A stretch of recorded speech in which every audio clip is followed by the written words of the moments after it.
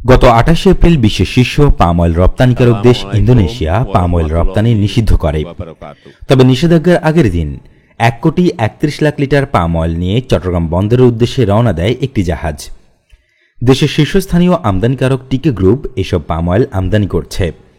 Marine traffic ওয়েবসাইটের তথ্য মতে এমটি সুমাত্রা পাম জাহাজটি গত ২৭ এপ্রিল ইন্দোনেশিয়ার লুবুক গেয়াং সমুদ্র বন্দর থেকে চট্টগ্রাম সমুদ্র বন্দরের উদ্দেশ্যে যাত্রা শুরু করে।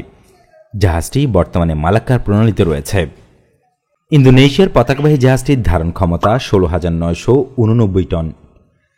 জাহাজটির ড্রাফট ৮.১ মিটার এবং এটি ১৪৪.৪৭ মিটার লম্বা। টিকে গ্রুপ জানায়, আমদানি অব্যাহত রাখতে আমাদের প্রচেষ্টা অব্যাহত আছে। সরকারের দিক থেকেও অভয় দেওয়া উচিত যাতে আমদানি অব্যাহত থাকে। পাম তেল রপ্তানিতে বিশ্বের শীর্ষ দেশ ইন্দোনেশিয়া ২৮ এপ্রিল থেকে পাম তেল রপ্তানিতে নিষেধাজ্ঞা কার্যকর করেছে। নিষেধাজ্ঞার সময় রপ্তানি করায় দুটি জাহাজ আটকও করেছে দেশটির নৌবাহিনী। তবে ২৭ এপ্রিল চট্টগ্রাম বন্দর অভিমুখে যাত্রা করে এমটি সুমাত্রা পাম জাহাজ। ইন্দোনেশিয়ার রপ্তানি নিষেধাজ্ঞার কারণে বাংলাদেশের অন্তত ২০,০০০ টন পাম তেল আমদানি আটকে গেছে বলে আমদানিকারক সূত্র বলছে। নিষেধাজ্ঞার আগে এই তেল আমদানির ঋণপত্র খোলা হয়েছিল। কোনো আমদানিকারকের পণ্য আটকে রয়েছে তা নিশ্চিত হওয়া যায়নি।